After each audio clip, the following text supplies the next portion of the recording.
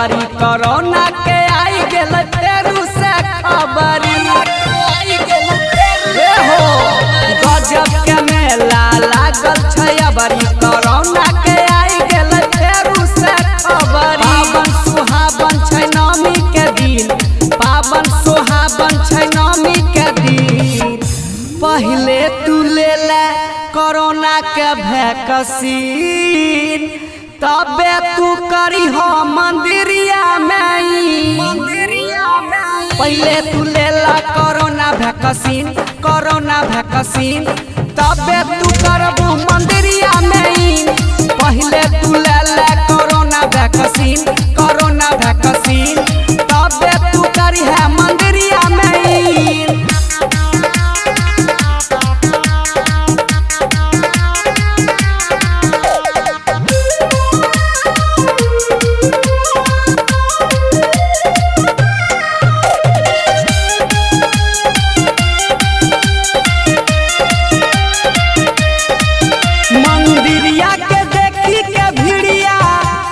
शासन के लागल फिक्रिया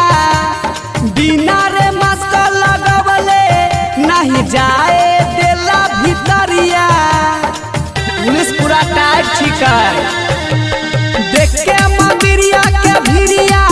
पर शासन के लागल फिक्रिया बिना रे मास्क लगवले नहीं जाए देला भितरिया पावन सुहावन छै नवमी के दिन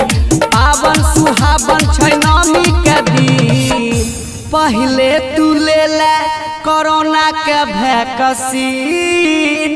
तबे तू करी हो मंदिरिया में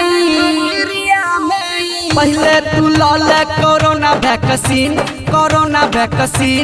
तबे तू करी है मंदिरिया में पहले तू ले ले कोरोना वैक्सीन तबे तू करी है मंदिरिया में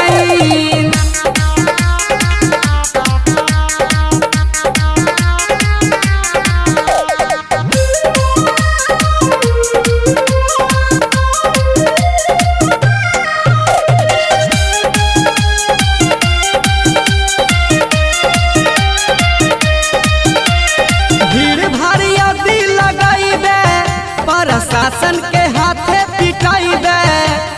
करिहे न तू माना मानी बाबू बढ़ जाए तो परेशानी लगतो चुकरा पड़ता पता चलतो भीड़ भारी अभी लगाई दे पर शासन के हाथे पिटाई दे करिहे न तू माना मानी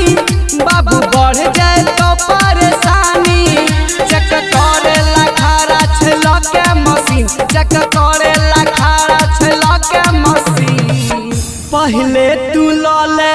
कोरोना वैक्सीन तबे तू करी है मंदिरिया में पहले तू ले कोरोना वैक्सीन तबे तू करी है मंदिरिया में